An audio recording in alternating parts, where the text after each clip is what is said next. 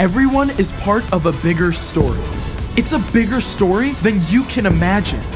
It's a big story about a really big God. Discover the story that shows you the character of God.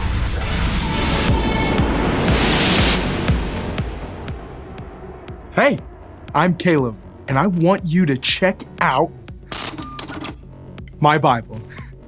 Inside, you'll find the most powerful thing on earth. And I'm not talking about digital processing power. I'm talking about the words of the God who created the entire universe. He inspired dozens of people over hundreds of years to write down these words for us. As you listen to God's words, they take root in your head and in your heart, and they can give you God's very own power to do the right thing, even when it's tough. That's true self-control. And I've got 5 stories to show you what it can look like. There we go. We're gonna start off in the book of Luke. Here, an entire crowd has just heard the voice of God declare about Jesus, "This is my son, and I love him. I am very pleased with him." But straight from that high point, God's Spirit leads Jesus to the desert, where for 40 days, he doesn't eat a single bite of food. So when God's enemy, the devil, shows up with a tempting offer of fresh bread, Jesus is probably desperate for a snack. But instead of giving in, he turns to some powerful wisdom, something that we can use too. Let's head back to the Old Testament for some wise words about self-control. King Solomon, one of the wisest men to ever live, collected some of his sayings in the book of Proverbs, like this one. A person without self-control is like a city whose walls are broken through. Without self-control, you'll act on those first thoughts that streak into your brain, and that's sure to launch trouble. Now let's check out a story about Solomon's dad, David.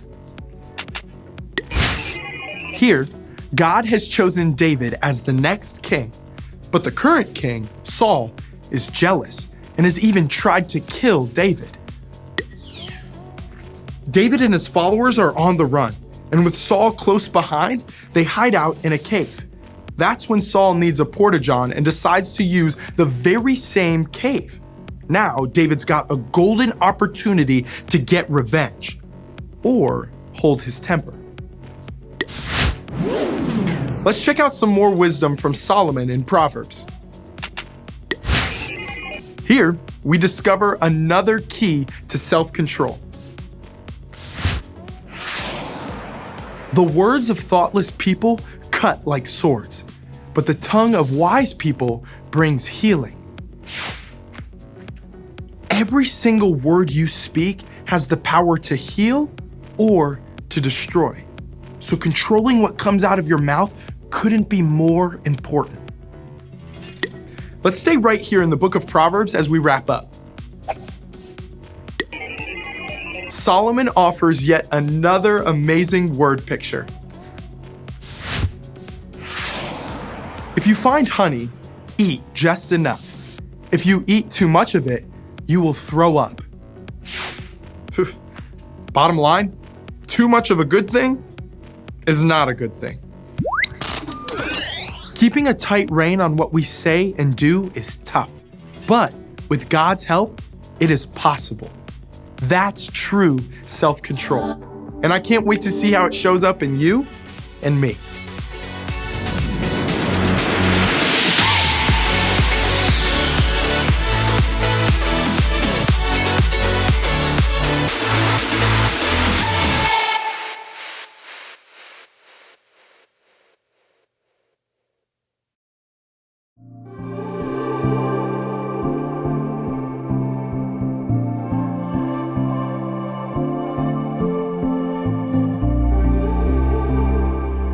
And we're on. Hey everybody, I'm Jacob. You ever think about what life was like before the remote control was invented? Just imagine, every time you wanted to change the channel, you had to actually get up, walk over to the TV, and change the channel dial. We'll be right back after these messages. Don't touch that dial.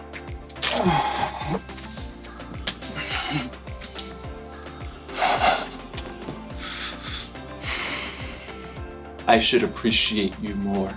But we're not here to talk about remote controls. We're here to talk about self-control. Self-control is choosing to do what you should even when you don't want to.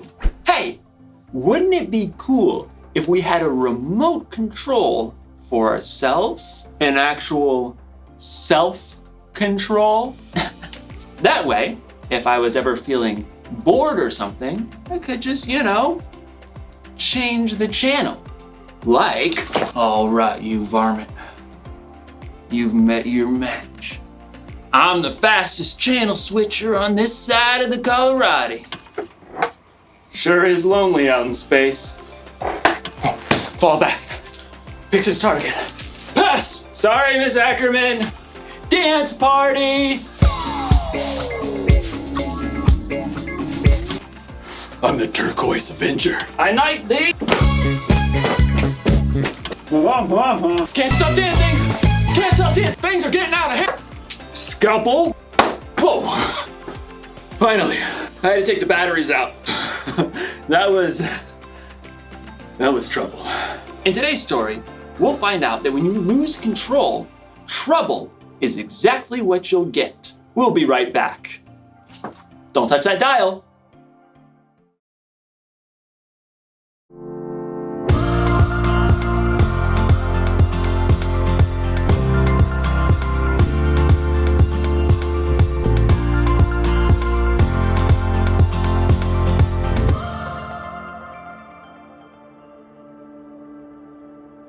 Dear God, Dad always says we can learn things the easy way or the hard way. But today, well, it sure wasn't easy, but I think it will get easier next time. It started at breakfast, when Dad said he had to go do some errands with Aunt Lisa. He said her family has been going through a tough time, and she needed him to help today. So he needed me to pitch in too. My little cousin Sam needed a place to hang out for a few hours. And all I could think about was that every time he came over, he broke stuff and took my things, and he never listens. Dad said, I really need you to control your temper and make sure he has a good time. I knew he was serious, so I told him I'd try. So when Sam got there and the first thing he did was spill his drink, I had to remind myself to try and be cool.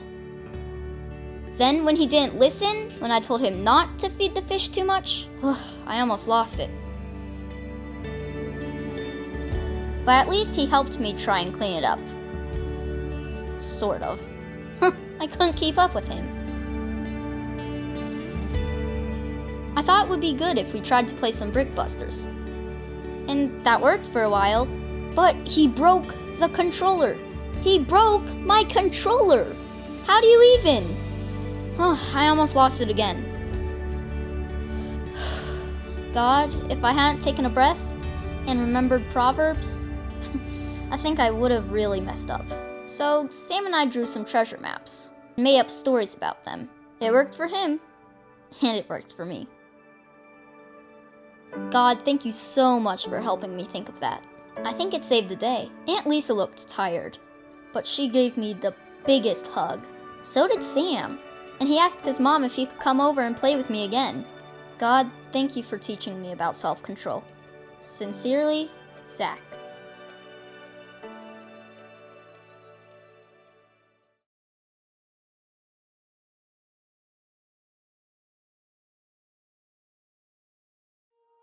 One of the wisest people ever, King Solomon, wrote this: "A person without self-control is like a city whose walls are broken through." People used to live in cities with walls around them to protect themselves from their enemies. So, if there was ever a hole in the wall, it meant trouble. You may not have ever lived in a city with a wall, but you can imagine what it would be like if there was a hole in the wall of your home. Ma, there's rain coming through the hole again. And there's a tiger. Huh. Oh, tiger, Ma! Walls are there to protect us from harm. When we lose control, it's like those walls are broken through. And that can mean trouble. When you're not controlling yourself. Can't stop dancing! You're not paying attention to the things or people around you. And that's when things get broken. And when you or other people get hurt. Fall back. Picks his target. Pass! Sorry, Miss Ackerman. Oops. So, here's the one thing to remember today. When you lose control, it can cause trouble. But I'm gonna let you in on a little secret. If you really wanna control yourself, you're gonna need some help. Here's the good news.